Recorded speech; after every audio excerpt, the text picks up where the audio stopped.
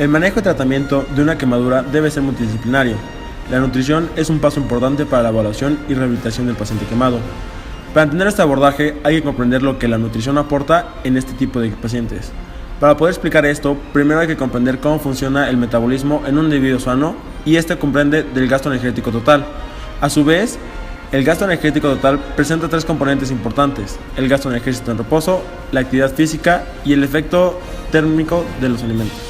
El gasto energético en reposo presenta dos variables: la energía metabólica basal, la cual es la cantidad mínima de energía consumida que es compatible con la vida, y la energía en reposo o gasto energético en reposo, que será la energía consumida en las actividades necesarias para mantener las funciones corporales normales y la homeostasis.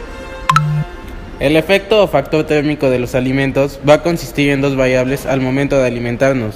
La primera variable u obligatoria va a ser la energía mínima ocupada por nuestro organismo para poder metabolizar los nutrientes consumidos. Te hace falta ver más box. La otra variable es la adaptativa, que va a consistir en el exceso de energía consumida Después de ver más box, lo que resulta en un incremento de energía utilizada por nuestro organismo para metabolizar los nutrientes. La actividad física consistirá en la energía consumida al realizar algún tipo de ejercicio y será un determinante importante en el gasto energético total. Este consumo de energía puede ser medido principalmente por dos tipos de estudio. El primero, la calorimetría directa, la cual consiste en medir la cantidad de calor producida por una persona dentro de una habitación especial, una habitación calorimétrica. Y la segunda es la calorimetría indirecta, que determina el consumo de oxígeno y la producción de dióxido de carbono. Para realizar el estudio se necesita una mascarilla o tienda para hacerlo, y es el más utilizado de las dos. Debido al costo de estos estudios, han surgido fórmulas para determinar el gasto energético. La más utilizada es la de Harrison-Benedict, que en base a ciertos parámetros ya establecidos y los que da el paciente da un aproximado relativamente eficiente del gasto energético total. Al final, esto tiene como utilidad conocer lo que nosotros perdemos para entonces delimitar lo que requerimos, y estos requerimientos son 10% de proteínas, 60% de carbohidratos y de un 25 a un 30% de lípidos. En el paciente quemado estos factores cambian y todo se debe a dos fases que se exponen en la siguiente tabla. La primera, o fase E, se resume a un choque temprano a causa de la quemadura, que ocurre en las primeras 48 horas, y en la que podemos observar una disminución del gasto cardíaco, que resulta en lo siguiente: una disminución en la perfusión tisular, una disminución en la tensión arterial, una disminución en la temperatura, entre otras causas. La fase flow se divide en aguda y adaptativa, pero debemos de recordar que desde un principio el cuerpo empieza a liberar hormonas con el fin de compensar las pérdidas. Estas hormonas buscan incrementar el gasto cardíaco y enviar energía a los órganos de suma importancia, como el cerebro, el hígado o el corazón. En la fase aguda se genera un incremento de tres hormonas principalmente: catecolaminas, corticosteroides y citocinas, estas últimas con una función proinflamatoria. En resumen, la fase aguda es un estado hipermetabólico. En la fase flow adaptativa, inicia una disminución de la respuesta hipermetabólica previamente dicha. Esto se asocia a una recuperación del paciente. Estos pacientes pueden llegar a presentar múltiples complicaciones asociadas al hipermetabolismo por hiperglicemia, elevados consumos de oxígeno, lisis proteica, disminución de la inmunidad por pérdida de la primera barrera, que es la piel, retraso en la cicatrización y, como la mayor complicación, la insuficiencia renal aguda, que incluso puede llevar a los pacientes hasta la muerte. Dada la alimentación del paciente, es la prioridad de la nutrición.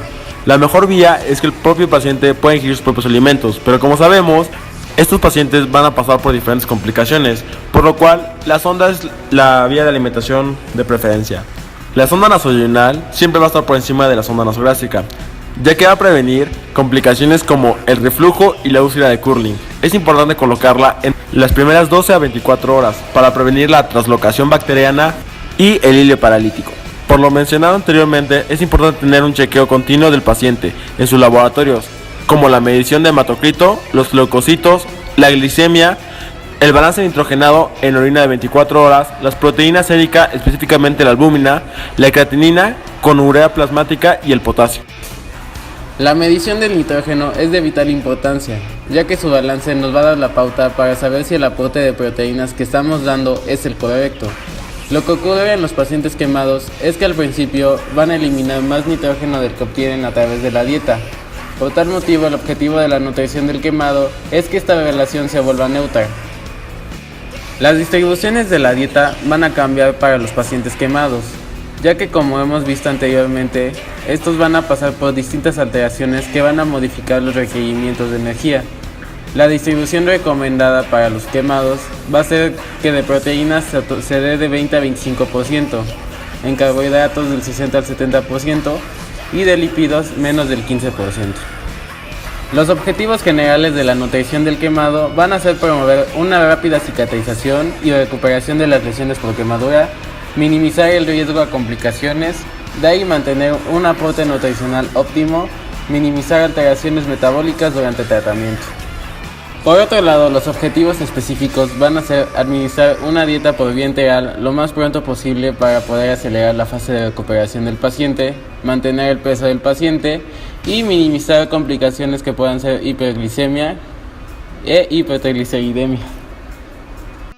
Para finalizar, recordar que el gasto energético total se saca con la fórmula de Harrison-Benedict, y esta dice que es el gasto energético en reposo por la actividad física.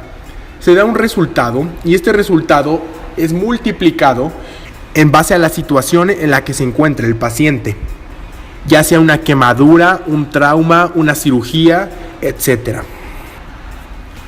Muchas gracias.